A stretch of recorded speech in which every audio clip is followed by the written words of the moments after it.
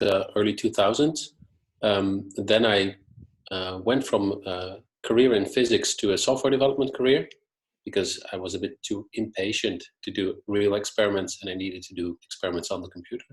And that went quite well. So I worked as a consultant for a while, and I at some point got pretty annoyed with all the commuting. And I was always in the traffic jam, and then there was this commercial saying, "Are you tired of being in the traffic jam?" And I actually responded to that. And then I came acquainted with outsourcing. I did some outsourcing for Capgemini and some other companies. And then I got recruited by a company called Spring Source. That's also where I started writing that book. Yeah. And I was a co-author, so I cannot take all the credit. There were four authors in total. But yeah, that was fun. And after 2 years at Spring Source, when they got acquired by VMware, I moved on to Xebia. That's where we met.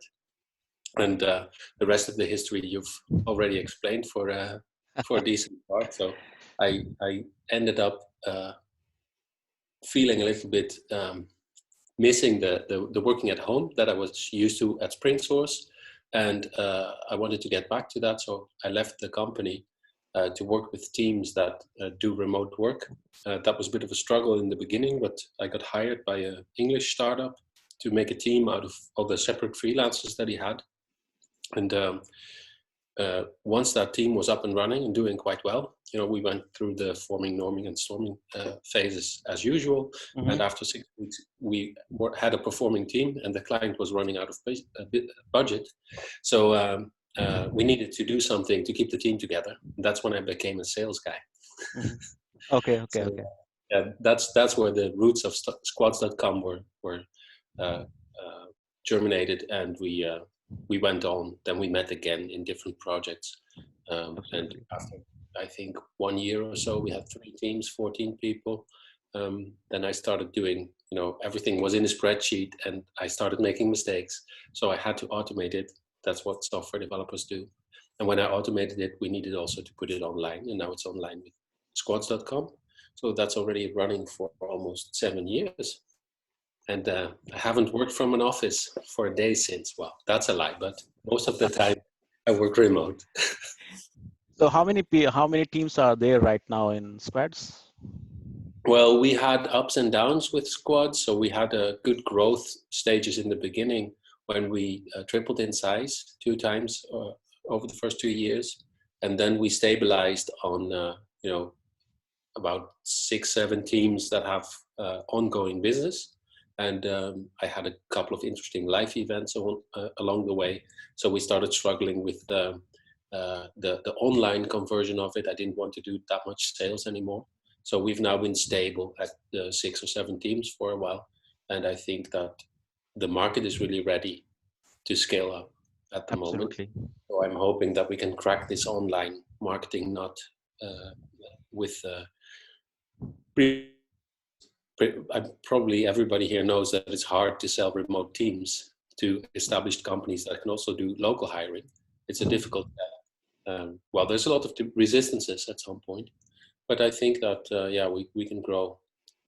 We could be a competitor of Upwork. Absolutely. So in this conversation, there are a lot of people who may not be having any clue what the squad is all about. So, and I at least know that it is far different the rest of the organizations. So we may want to talk a little bit about what Squad is all about. Yeah. So at Squads, I felt like I didn't want to have employees. I don't really like hierarchical structures.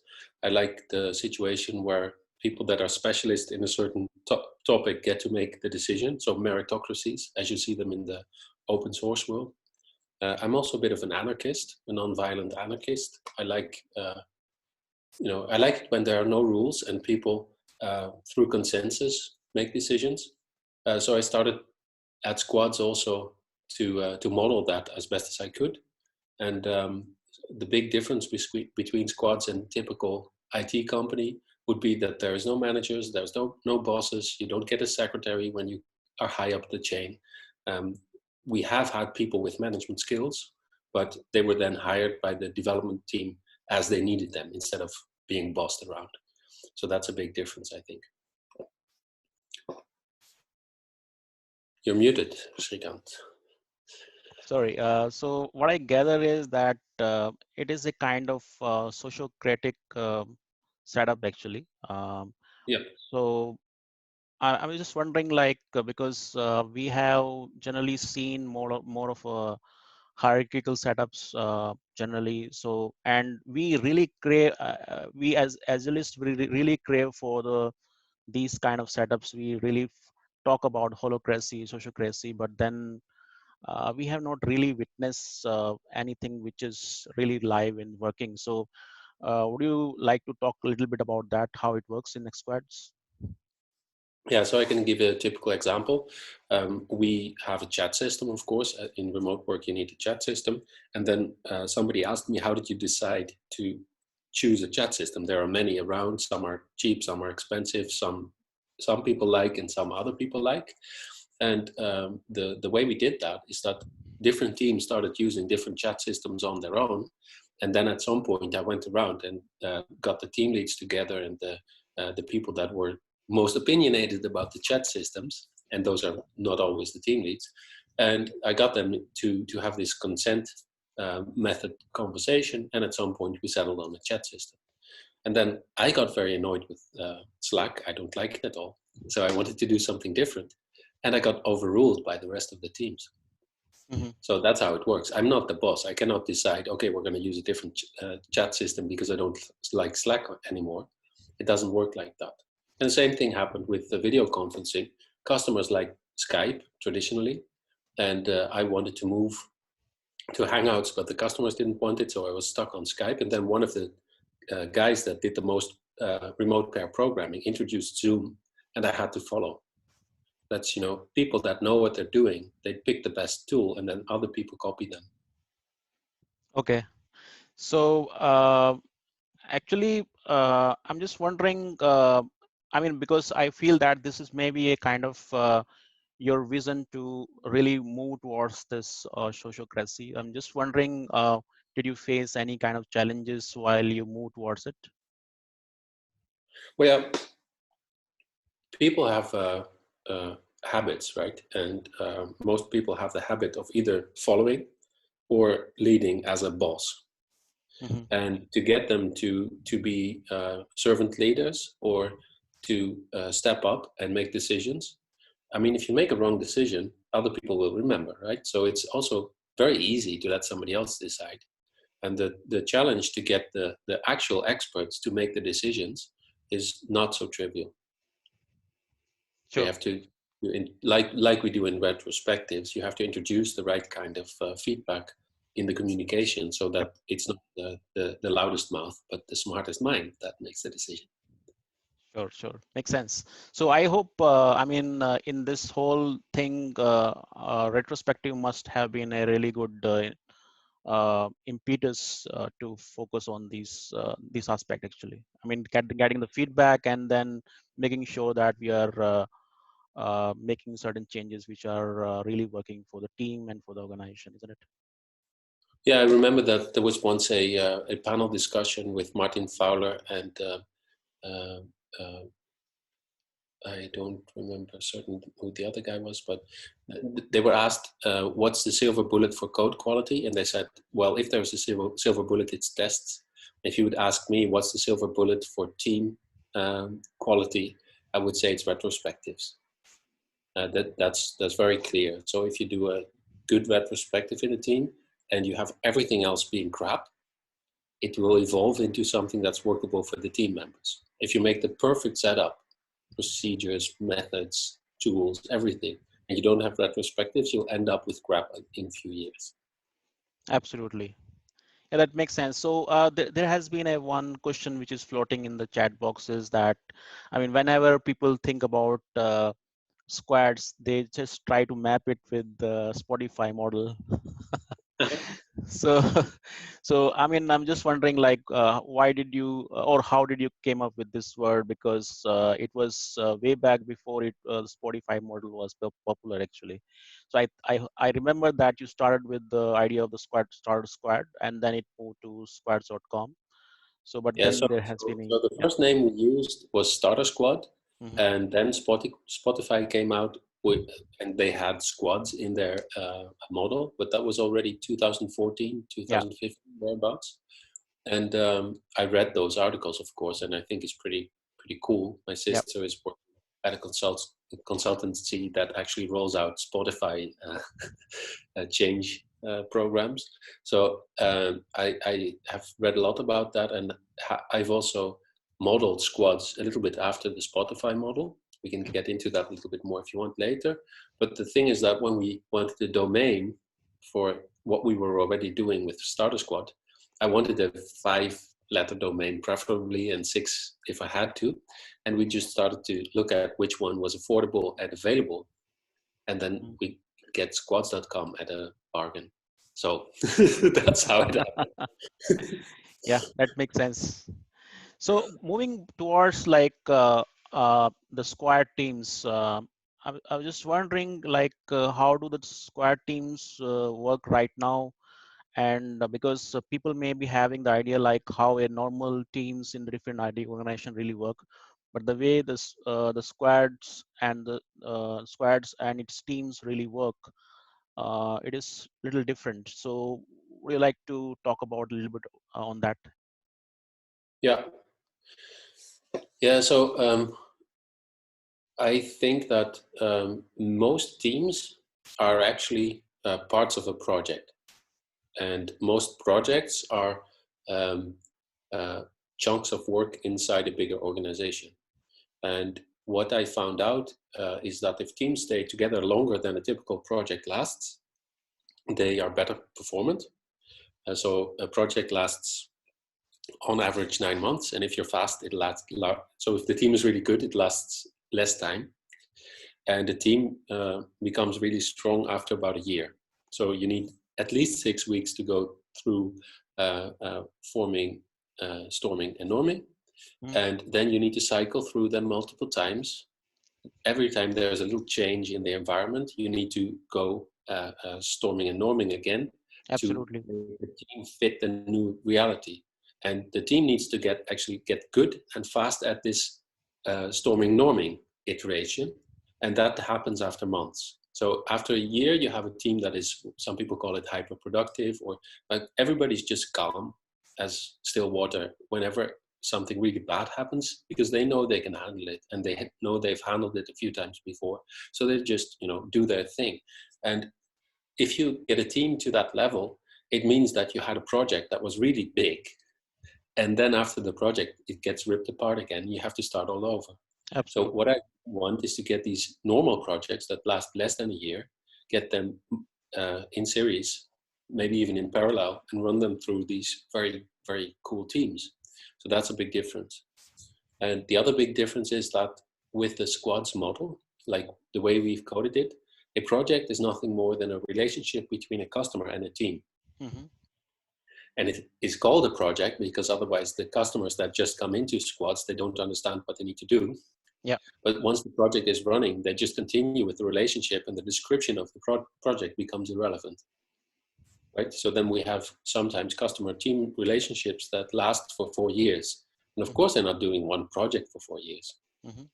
right? So that's a big difference. We actually don't like project work. So, I mean, just to summarize a little bit for the viewers as well, is that first of all, you are focusing on the long-running teams, so that the initial period, which happens to be I mean, not forming, norming, performing. So that particular period basically doesn't really happen because these teams are already performing all the time. So you start work, you take a new project or new work, and then they start performing from day one. Is that the case, or how does it work basically? I Well, mean, because because I mean, one of the thing which I at least understand is that you believe in the weekly sprints, which is way different than rest of the organizations. People generally focus on having bi-weekly or monthly iterations, but you have been focusing a lot on the weekly stuff, and at the same time the weekly thing happens from day one. So how do you basically look at that from on that perspective?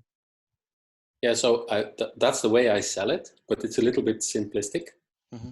because as soon as the team gets a new customer, they need to go through one of those mini storming norming iterations, because Yeah, you need to get to know the customer, you need to get to know the new environment and then adapt to it. yeah. That's important.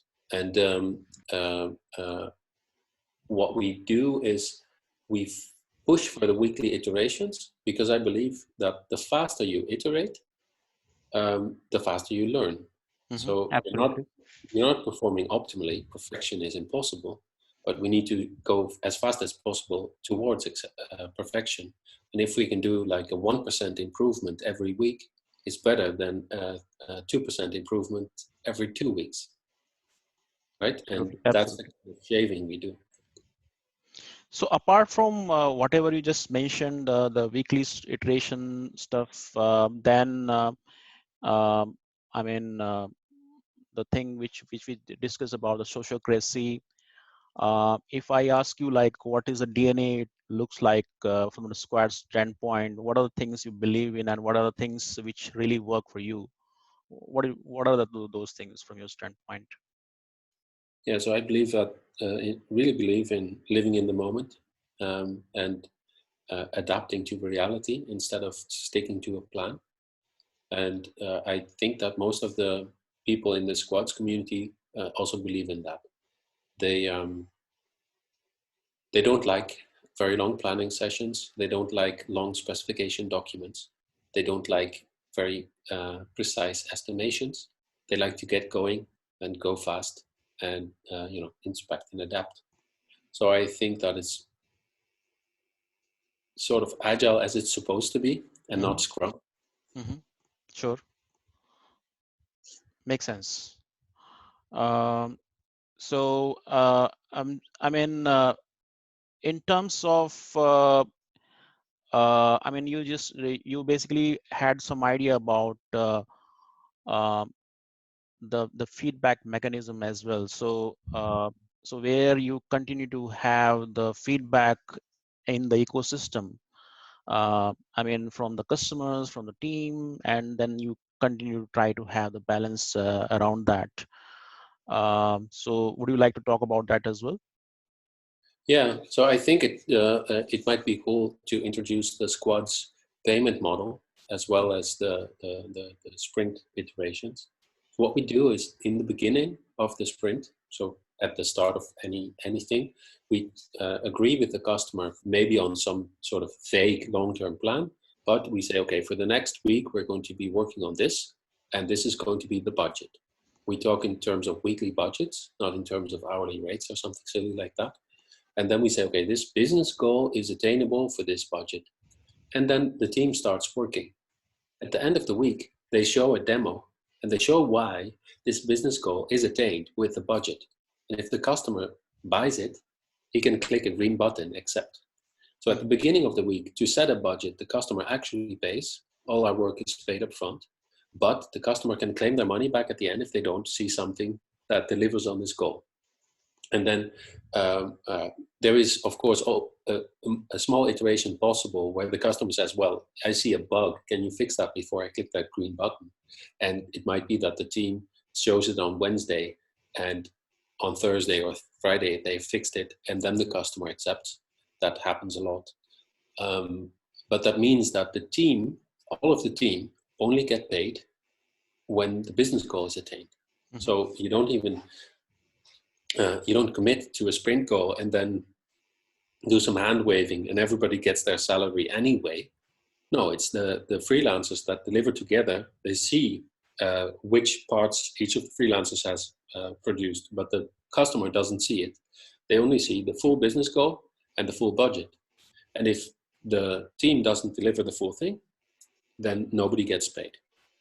So one of And the that thing makes, which yeah. I see over here is that I mean, you are more focused towards the outcome rather than the output, basically, and or the activities. I would say. Is that a right statement? Because as far as the team is concerned, they are working towards a sprint goal and working towards an outcome. And until unless that outcome is delivered in the way customer has imagined, you don't get the payment. Is that what you're saying, trying to say? Yeah, so well, the way we do this with weekly iterations, it's a big challenge for both the customer and the team, of course, Mm-hmm. because I believe that if you agree that something is an acceptance criterion, Mm-hmm. you should make that quantifiably measurable, Sure. right? Yeah. And to deliver something in a week that produces a business result that is quantifiably measurable is very difficult, especially in the beginning of a project. Absolutely. Absolutely. And typically, and this is fine, uh, customers and teams completely fail at this. But because they only get paid after the customer has seen the failure, then there can be this conversation. Okay, we set this goal, but we can actually not prove that we attained this goal because it's unprovable. That was a bad goal. Can we still get our money? Because look, this is something we did prove. Mm-hmm. And then the customer says, hey, I'm losing this money. There's nothing to prove for it. I saw the guys working really hard, and I saw that beautiful design that this, but I cannot see it live anywhere. How do I actually measure that it's going to result in money in my bank account, right? Because that's what the startup company founder wants. They want to make their investors and themselves happy and have some return on investment. So to focus on it that way and to prove in the beginning, to show in the beginning that it's actually basically, yeah, almost impossible to do that, makes people very focused on, okay, how can we get as quickly as possible, like lean startup, to a Mm-hmm. point where it is provable. And that, having that conversation and admitting that it's difficult is already very useful, both for customer and team. Sure. So actually, there are some questions which I'm taking from the chat. So one is when team and squads members are geographically distributed, um, and basically we are talking about the high performance teams. So what kind of challenges do we face across the journey? And second one, maybe related one which you can look at is that um I mean there may be a situation when the high performance is already there, but there may be a turbulence in terms of uh, people leaving the high performing team. Does it happens? That first of all, and then does it affect the performance of the team? Well, of course it happens, and of course it affects the performance of the team. So, um, shall I start with the second question then? The second one was sorry, the what kind of challenges did you face uh, towards moving having the high performance teams, and what in terms of journey? Yeah, yeah. But that question about the geographic distribution we had, and we had a question about the people leaving the team, and Mm-hmm. I think the solution for that is quite similar actually, Mm-hmm. because we need some overlap between other people to learn from them and to align on a goal, and also a team can fall into a mode of what we call groupthink if there's no new blood in the team and no new problems arise, right? So you can get stuck if the team doesn't evolve.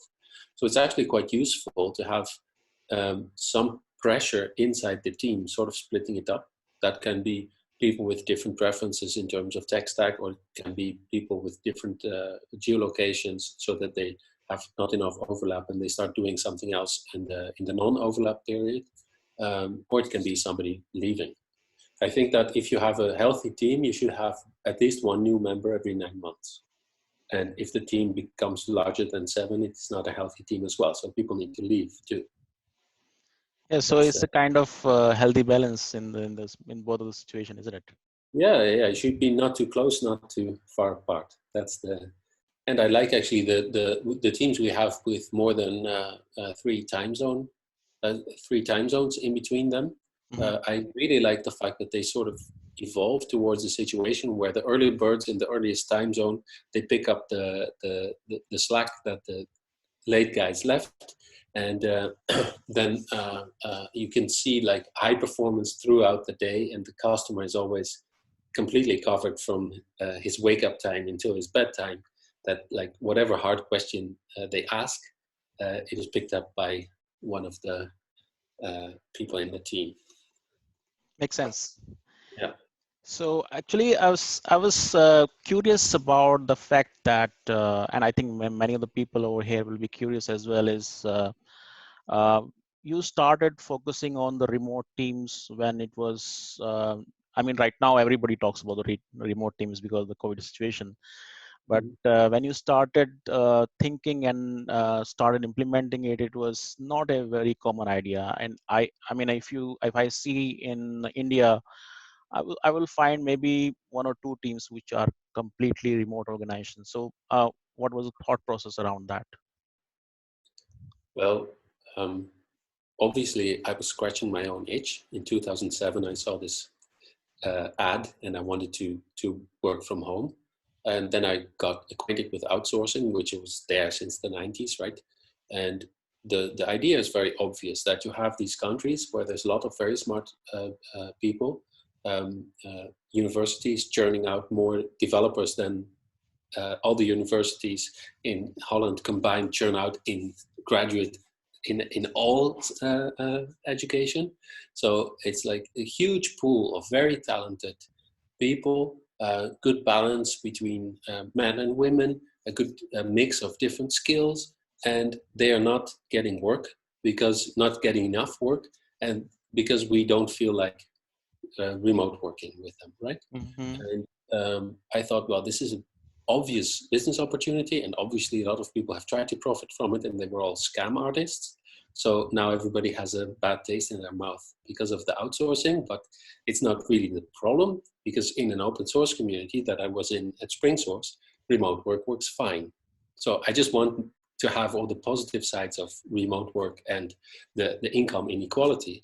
I'll take my small cut in the income inequality and offer the people that freelance from those countries an opportunity to earn like 67% of what somebody in Amsterdam is earning instead of 1/5, right? They will be Yep. kings and Yep. queens. And that actually happened. Like we have a colleague who is working remote for $100 an hour Mm-hmm. from India, and she's volunteering.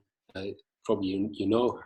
So this is like an awesome way of life that brings a lot of benefit to all people around such a person, and I can even make a profit facilitating that along the way. So that was my thinking, and it's obviously true, and it was very challenging to prove it.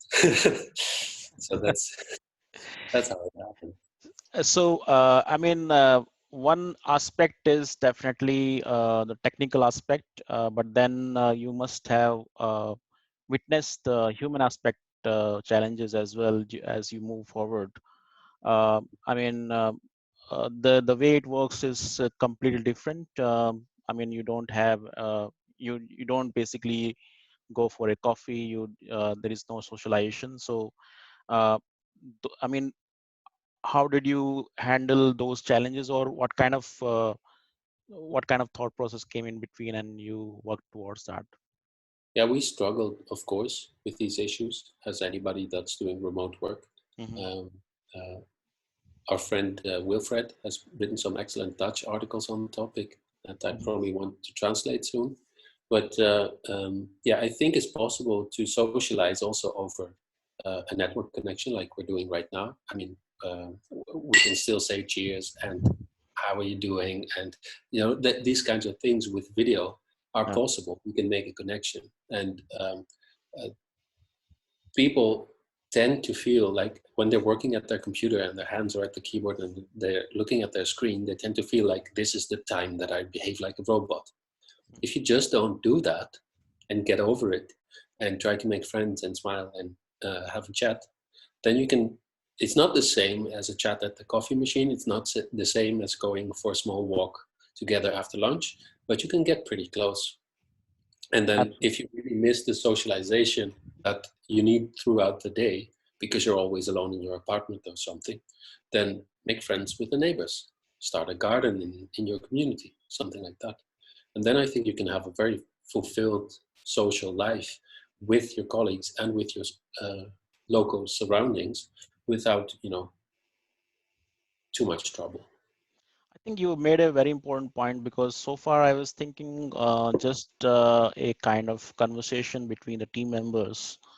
Uh, but now I can also visualize that your life has broadened up in your surrounding as well. I mean, you are not just living in the office anymore, Hmm. and there is much more you have the opportunity to doing in your neighborhood and all that stuff, which may not be a kind of opportunity when you work in a office environment. So that is a important fact. And apart from that, I think we have discussed some times back as well, having a regular chit chat and social conversation before any kind of conversation is really healthy in the remote way of working, because otherwise we become robot. Actually, these are all the technical conversation all the time. Meeting is there, so you just talk technical stuff. Like I'm thinking from the perspective of the team members, like a scrum team member is coming for different ceremonies and all that, and they just talk about technical things. After a period of time, this becomes really boring. So it is, I think it is important to really put some time in these kind of social conversation before you start on the technical areas. Yeah, I think that we could even, you know, make this sort of like an open invitation.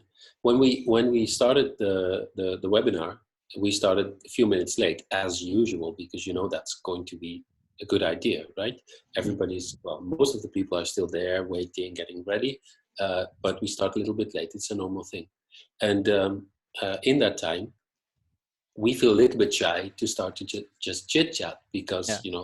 dozens of people that we don't know may be watching, and why not? It's kind of strange if you would Yeah. arrive at a conference and you're there in the room and there is coffee and the person that is going to deliver the talk is not talking yet. Then you make chit chat. So it is just a little switch in there that is Mhm. okay to not be a robot. Absolutely.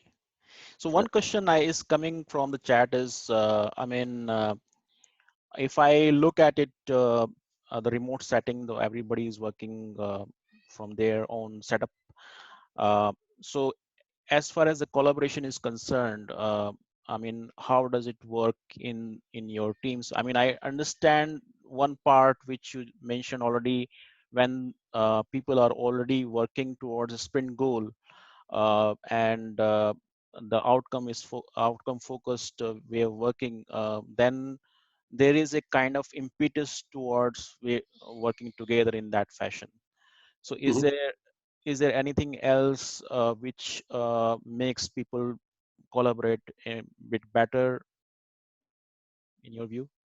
Well, I think that the way we've structured the financial feedback makes it essential for people that survive in squads Hmm. to collaborate. Hmm. If you don't collaborate, you don't get paid. So you either leave or you learn. And Makes sense. this is harsh, but it is a harsh reality of life, right? If you don't go hunting, you don't catch anything. And if you see the big business goal over there as a woolly mammoth, and there's your partners, you cannot do it alone. And if you don't go do something, you will definitely not get paid. Then Hmm. people start pulling. They start saying, "Okay, I want to do something, but I don't know what." And then another team member says, "Yeah, I don't know what either. You ask that guy." And then one of the guys or girls says, "Well, actually, I talked to the customer, and they want this and this and this, and maybe we can do that." And uh, uh, uh, that designer lady over there has already made some beautiful mock-ups. Maybe you can work on one of those and make them do something. Oh, I can do that. Okay, and then you have well, that's the stormy norming of the new project. But the point is, if you don't get paid, if you don't do anything, you're gonna look for something to do. Hmm. Absolutely. So I mean, I mentioned before coming here about the idea of the one team working on the multiple projects, and there was one question actually from the people, which was about while working remotely, how to do the time management when you are working on the multiple projects. Yeah, yeah, I think that is a very important question uh, to look into a little bit. Of course, you have limited amount of time in a day, Hmm. and you need to manage it somehow. You need a lunch break. You need to sleep. You need to pick up the kids. Uh, but you should not manage time most of the time. You should manage your focus. And I really don't like talking about hourly rates, timesheets, that kind of crap, because it's all a lie.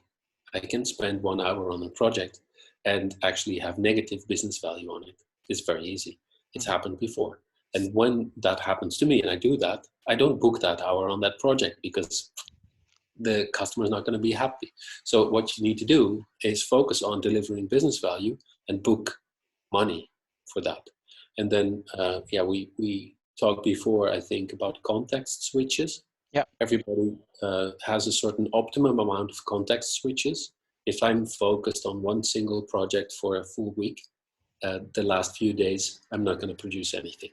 So Hmm. I need to, challenge my mind with interesting puzzles, and I thrive on messes. So when it's time to make things really nice, I need help. And some people, they really like to, take something that is almost good and messy and polish it up on all the little details. And so some people want one project, some people want two, some people want 16. And that's something that people have to learn about themselves. But the amount of context switches and managing the focus, that's the important bit. And how much time exactly you spend on what, it's a consequence. So what I understand is that first of all, this is a personal choice. It may some people may be able to switch the context multiple times. Some may not be, and some may be working on you on one project at a time, and Mm-hmm. that is fine. But some people may be focusing on multiple stuff together in that team, and and that's how it I think it should be working, isn't it? Or is there anything else about it apart from that? So I didn't completely get it. So if you mean multiple people working on multiple things, people working on multiple things in a team, um, they should still focus on one thing at a time, of course. Mhm. Um, I'm so talking about the context switch part actually. So some people may be able to switch the context multiple times, some may not be, and it is a personal thing. So yeah, it's a personal thing, and it also depends on the type of work. So if I'm doing uh, my invoices and I'm doing my tax return, then I can switch every 10 minutes because it's boring work and I don't need my full mind switched on one thing for that. And Mhm. if I'm doing something that I'm really, really good at, maybe I can just, take 15 minutes for a context switch, do this thing that I'm really good at in 10 minutes, and then switch to something else in 15 minutes. So if you're a hyper specialist, it happens a lot that you switch context more time during the day than you're actually working. And Mhm. still you're valuable to all those projects that you help. So that could be the reason. And so the level of work depends and the kind of skill set that the person that switches has. That happens and that has influence. And when the team is formed, performing, and they are together a long time, they know like this person has a specialism of slicing designs, for example, and this other person has a specialism for automating continuous delivery, and they know that to ask the right person at the right time to switch context, and then the waste goes down. So yeah, it's a tricky uh, process, an intricate process that is best managed by a self-organizing team. Absolutely. So I mean, I'm just one. I mean, we have focused a bit on the different part of the cultural aspects, the human aspects. I was just wondering. I mean, from the technical aspects as well, like what kind of practices, what kind of things are part of the Square's DNA, which we continue to focus there actually. Mm-hmm. Yeah, so we do a lot of technical things on almost all projects. Mhm. We do distributed pair programming almost religiously. We do test automation, both unit test, but most importantly, acceptance test automation. And we do infrastructure automation, so immutable deployments, configuration as code, that kind of thing. We like serverless as well, but we don't apply it on every project. We like sometimes microservices, but that really depends. But we have like these practices that allow us to make those technical decisions. And yeah, you could say that is what squads is, but I believe that is a consequence of the financial feedback loop that we have. Mhm. So we need to be fast. And in order to be fast and to stay fast, we need high code quality, low maintenance cost, and predictability, uh, low regression. So all these abilities that you need to have high performing team on a certain product, they they they help you to look good for the customer. So they don't waste us our time. They actually save us time, and that's why they're still in place. Yeah, so basically, it's not just a kind of way of pleasing the customer, but also it is a kind of feedback to the team that they need to be faster in order to deliver faster to the customer. Uh, so I get that point. Thanks. Yeah.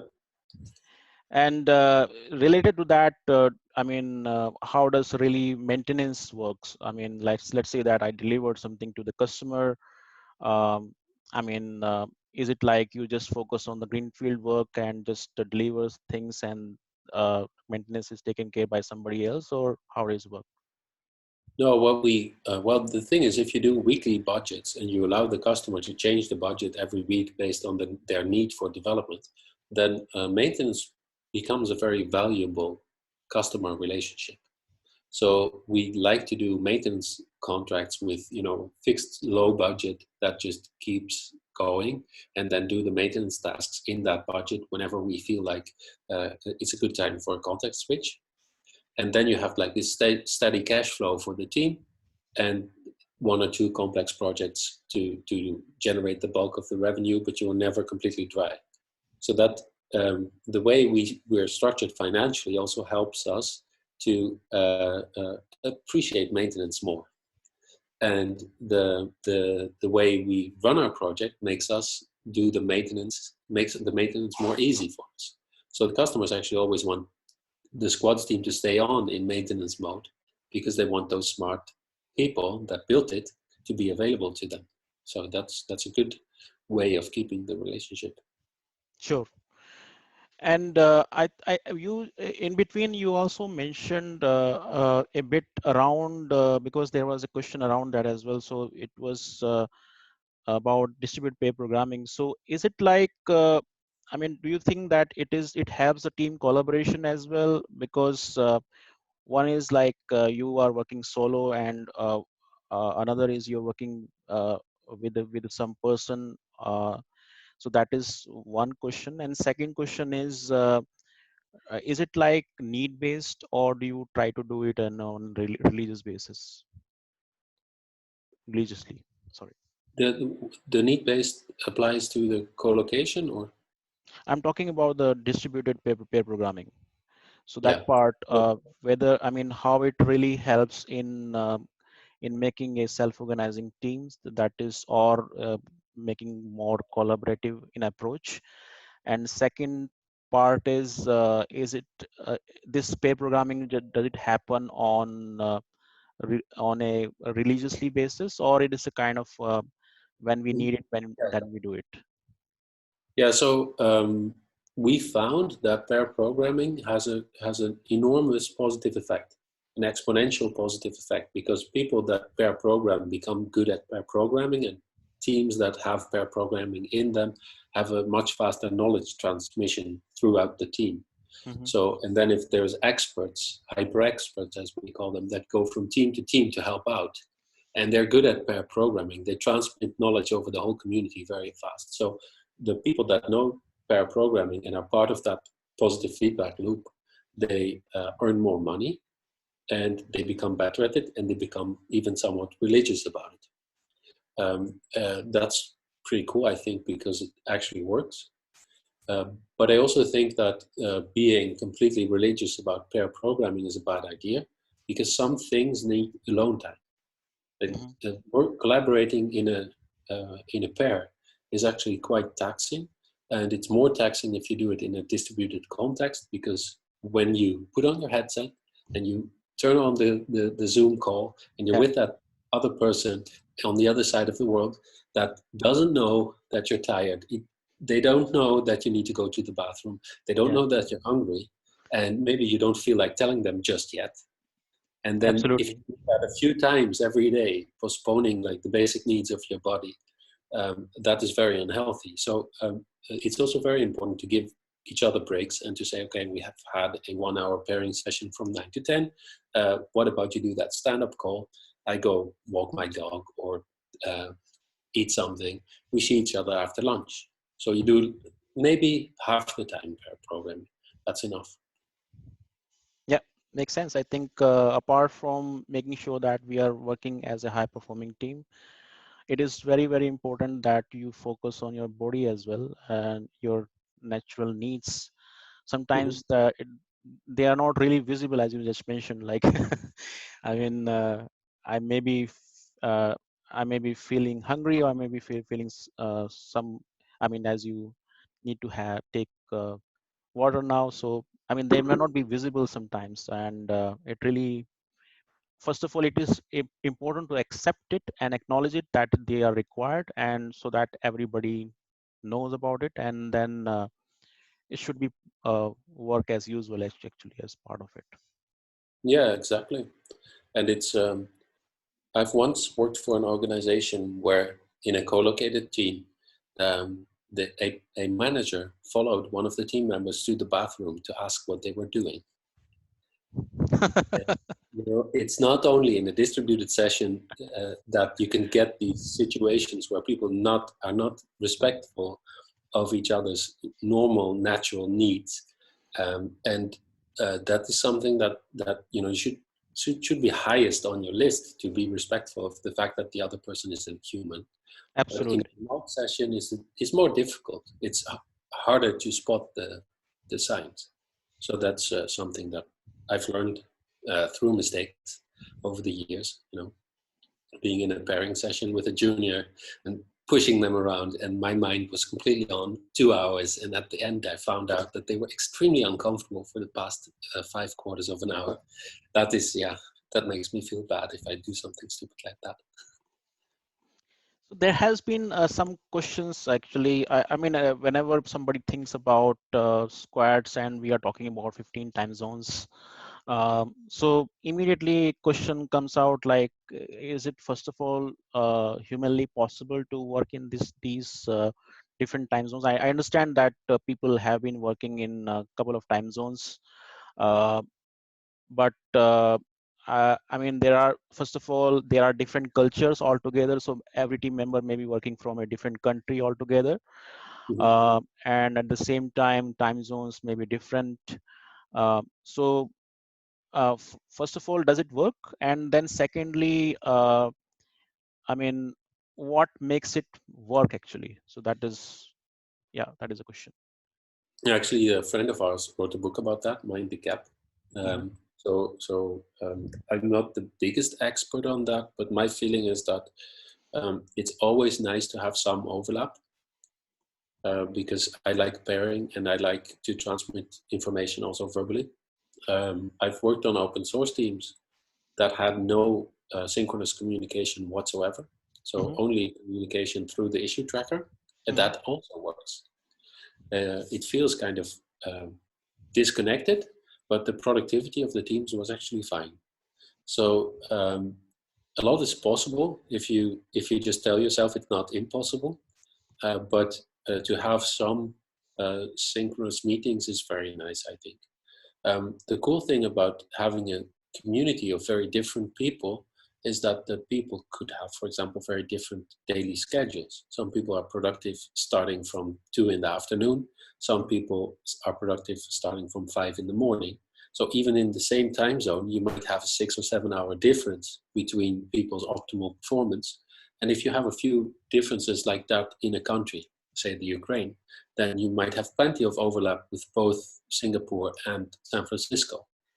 So having teams that have that where you have the freedom to spread your day out over your normal natural body cycle, and you don't have to commute. So there is no rush to get to the office at 9, and there is no rush to finish up before 5 or 6, so that you can go to dinner. You can even do like a few hours before breakfast, a few hours after dinner, and a few hours in the middle of your day, and the rest of the time you relax. Then it becomes actually much easier to span time zones. If I can do a call at 6 in the morning, but the only thing I need to do to start the call is to put on a t-shirt, then it's easier than if I have to go to the office for a meeting at that time. But when you have a situation like this where people are spreading in different hours, I mean, we wanted to create a kind of problem because you need to have some collocated time where you can sync up together, where you can do the pair programming together. There may be certain events in which, I mean, you may be doing the planning, or in case you may be having the stand up, then you're doing the stand up or retrospective. So how does it work in that context? I mean, considering that we need to have some kind of working agreement together of way of working. Yeah, so if it goes too extreme, things might break. Mm-hmm. And we've had a situation with someone that worked only at night Mm-hmm. and was sleeping the whole day. It happens. I mean, if you have complete freedom and anarchy, then you get to do these kinds of experiments. And then we have had big challenges, like the information transmission was not high enough. So I would say that as a team, you need to also adapt a little bit to your peers, and then it should be fine. And I think it's interesting to push the boundaries of what's possible a little bit, and then have a retrospective and ask someone, well, is it really that difficult for you to go to sleep at least before 5 in the morning, so we can have a meeting at 4 in the afternoon? Mm-hmm. And then there is a potential that these differences are uh, uh, comfortable after you made a few smaller adjustments. But Mm-hmm. I agree that there is a limit. Yeah, makes sense. So I mean, uh, it this one is about like kind of challenges. What are the kind of challenges of the remote working in your view? Um, I mean, I think we have mentioned a lot, but I think as many of the people are doing it for the first time because of the COVID situation, maybe you want to mention some things which the challenges which were there, but you came out with them out of it, and uh, it make it working for rest of the teams over there. Mhm. Yeah, so I remember that in the beginning when I was doing remote work, I was also quite young developer, and I was with a few of the best developers of the world that were not always positive about my code. And then I felt very insecure and alone Mm-hmm. at that time. So I would say that in teams where there's a big difference in seniority, that the leaders of those teams should take the opportunity to make sure that everybody feels comfortable, even if they're alone, and that with the pairing is so important for the human connection as well. To do like remote pairing sessions, not with like your best buddy from the team, but with a person that you're the most critical about, and Mm-hmm. then be nice to them and uh, try to learn from each other. I think that if we focus on deliberate practice of these things, we can be much faster at becoming comfortable with distributed collaboration.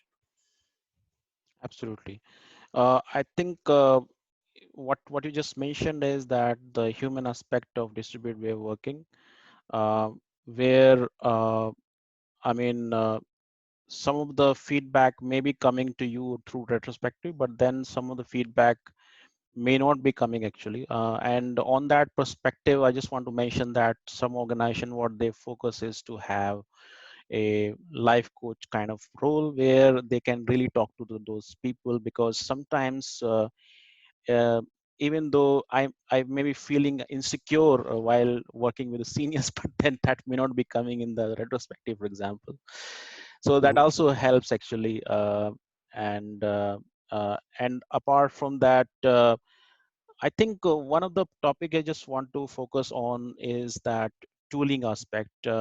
And basically, when you start working, because you have been really working for last 7 years in this space, but there are people who have been working yesterday in the office, and all of a sudden they are working from home, and then they face all of the challenges. I mean, your kids are with you, and you had to do all the things on your own, and that kind of stuff.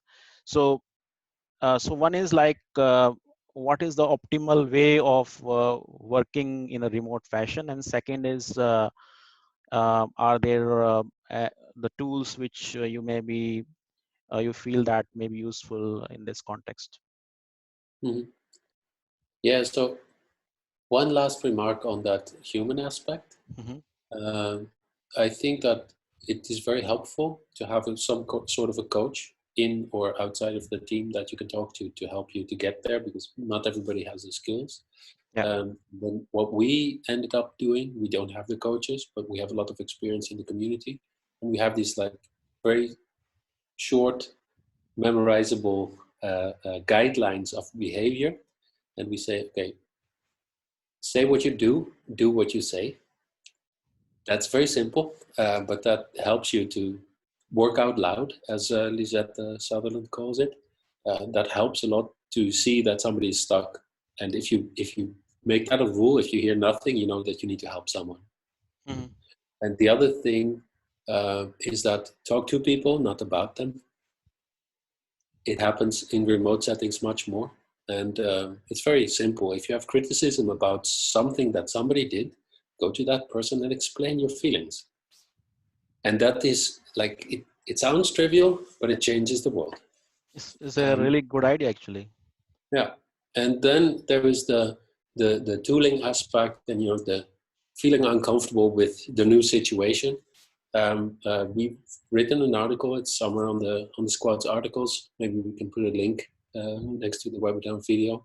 Hmm. But it's about what kind of tools you need for distributed pair programming. It's very simple. You need to check your network connection. Today, I'm not on the best possible network connection, so you might hear some glitches here and there. You don't Yeah. want that normally, but I was a bit lazy today. And you need to have a good headset. I'm not wearing my headset today because I feel more comfortable without it. And the MacBook has a pretty good microphone, but that's kind of pushing the boundaries already of what is nice to do all day. If you need to do all day pairing, like Shrikant, you're wearing a fine headset with a mouthpiece microphone that will change the world in terms of your audibility. And Yeah. then it will be much less exhausting to pair program for 4 hours in a day. So just simple things like good headset and a good network connection, they change a lot. And the other thing is, it's not really a tool, but home office. Make sure that if your kids are at home and they need to play, that they don't play like 5 feet away from your microphone, because that just doesn't work. And Yeah. if you really, in my opinion, if you really need to be at home with your kids and it's a difficult situation for the kids as well, then work less. Mhm. Yeah, or basically, what people have been also doing is they define the time where they need to be with the kids, because sometimes what happens is that both husband and wife may be working together, and or working, and there may be kids over there. So what people are doing is that they are defining time when the one person is available, another person is available. So that is one. And second point, I think, which will be important, is to have the idea of the home office as well. What do you say about that? Yeah, I think that if like the way I'm now, right? I need to be in a conversation. It's recorded. I want it to be at least a little bit decent audio quality, so I don't want anybody in the room making noise. So I plan it so that I'm here alone, Hmm. and that's fine. And if you want to work all day behind a laptop, you need to make sure that you are seated properly, that the screen is at the right level. You know those RSI recommendations. So investing in a home office, work is not completely free if you work remote. You need to Absolutely. still have something. Yeah, makes sense. So I think with that, actually, at least from my side, I will stop my questions and we'll start taking some questions from the chat.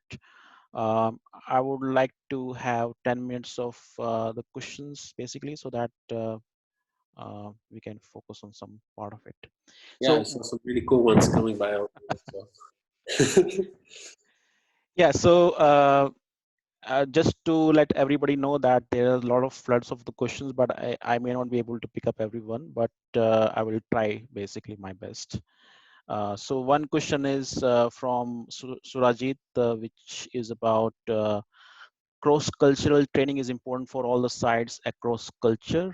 Um, that would provide a good view about preferences across cultures to fine tune suggested adjustment in personal schedules.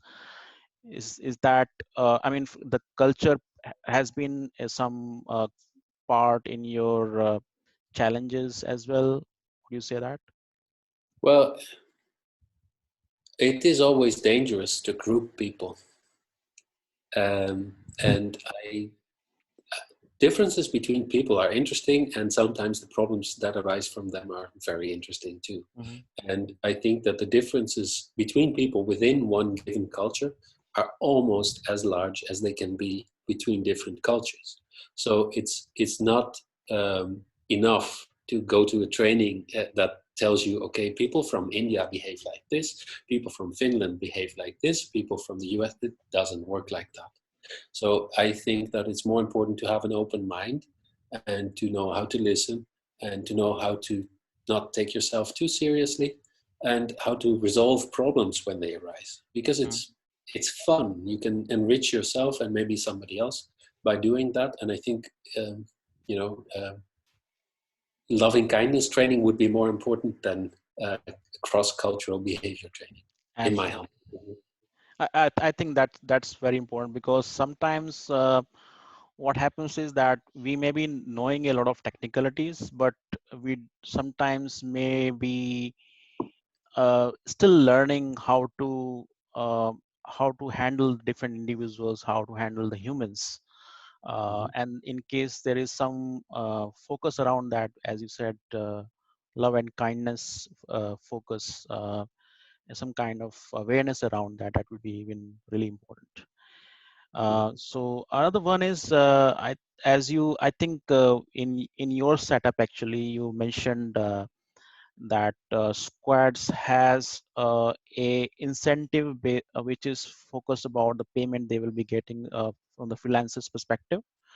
Uh, but that may not be the situation in the normal world actually, isn't it? Mhm. So the question is that any suggestions for companies who pay their employees on the regular and fixed cadence to improve collaboration and keep team motivated? Yeah, that's a fair point. I think that Squads is very focused on financial feedback, and that is not necessarily a strength of Squads, because many people perform better if they don't worry about money at all. Hmm. So, what we need is a good feedback loop that taps into the intrinsic motivation of people.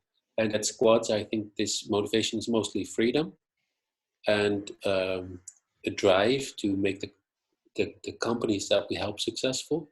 But there could be people that really love a beautifully designed app, and they want to become the thought leader in that, or people that really like to show that performance can be twice as good as the customer thought it was.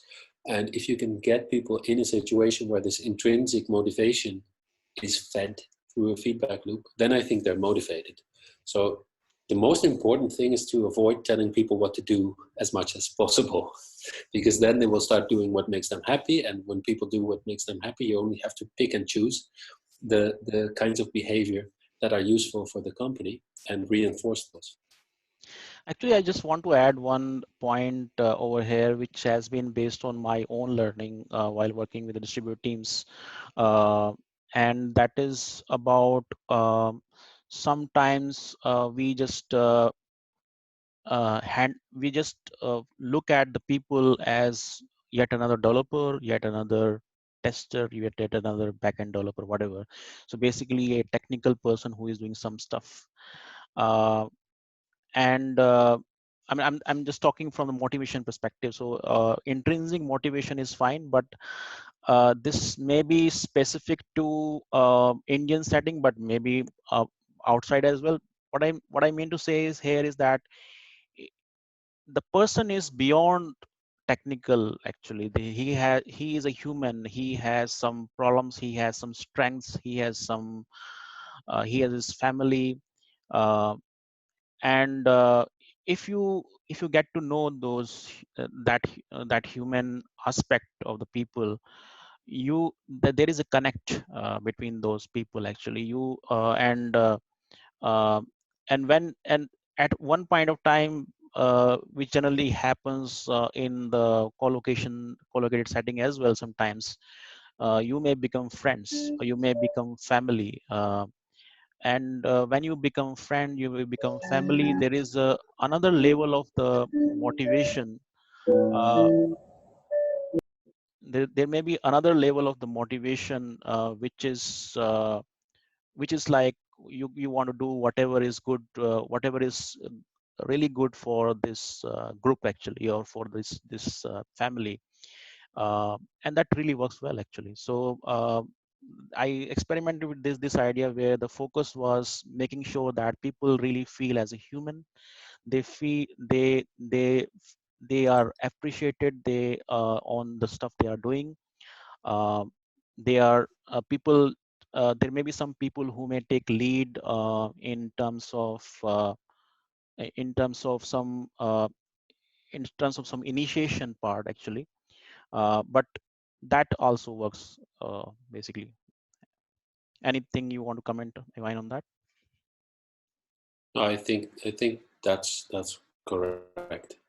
It's very important to not see human beings as robots producing Absolutely. Absolutely. working software. It doesn't work like that.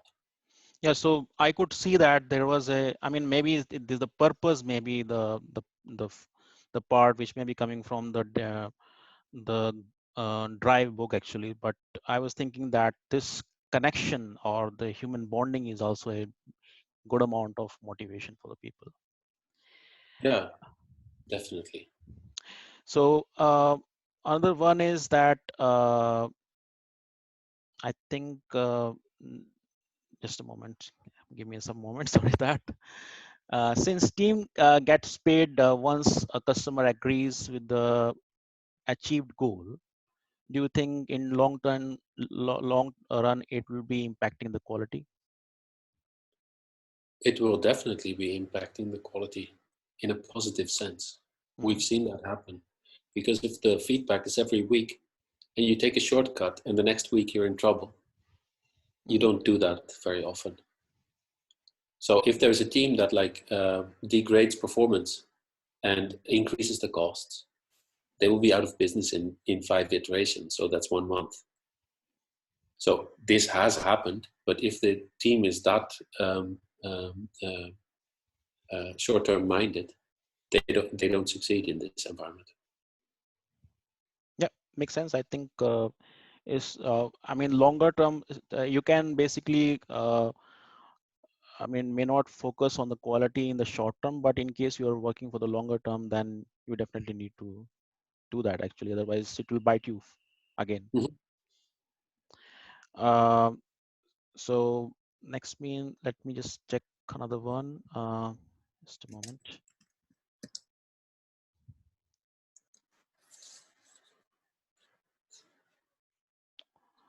I think I'll just take it as a last question. So this is about uh, the mob programming. So has there Yes. been I love that. so did you guys try mob programming? What is your experience? Yeah, hell yeah, we tried it, and it's awesome. It's yeah, what we did at many different occasions is that somebody starts pairing with somebody else. They're running into trouble, and they're like, "Oh, who can help us? Oh, maybe that person has time." They send over the Zoom link to the other person. The other person says, "Yeah, oh, this is actually interesting for this apprentice I'm teaching." And then just from the community, from the chat system, people start joining the mob, and we've had situations where we had more than 5 people on the same Zoom call, chewing on a problem and then splitting off in different pairs again and getting together.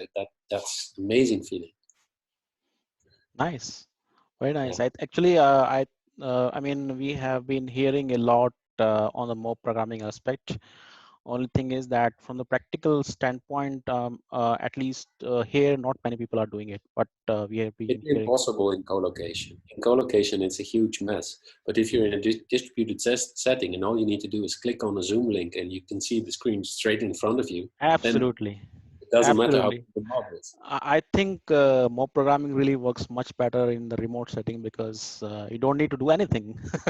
Exactly, you're already there. Yeah. Sorry. Thank you so much, Iwein, for this whole conversation. I feel that we got a lot of insight of how things have been working in squads. At the same time, there have been insight from the remote way of working as well. So it was very, very nice to talk to you. Thank you so Yeah, much. it was very nice. Thank you for inviting me, and thanks everyone for the great questions. I've seen a few that weren't answered yet, so maybe you have to write an article about that, Shrikant. So actually, the thing is that I understand there have been a lot of questions. Uh, I will try to see like how they can be answered. Maybe in a WhatsApp we can start. Yeah, or drop them in a Google Doc, and I'll go over them after the weekend Yeah. somewhere. So basically, what